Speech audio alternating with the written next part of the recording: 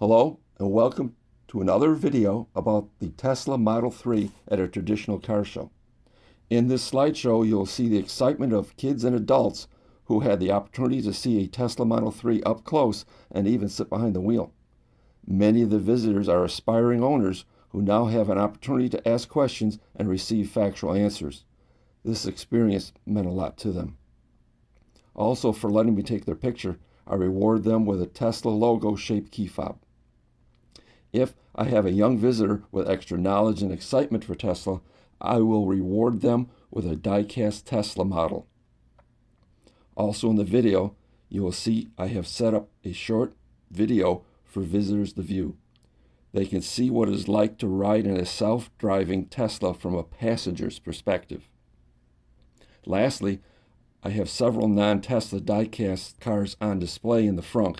If someone owns the real one, the die-cast model is given to them for free. I hope by watching this slideshow, you'll get a sense of the impact that seeing a Tesla Model 3 can have on people.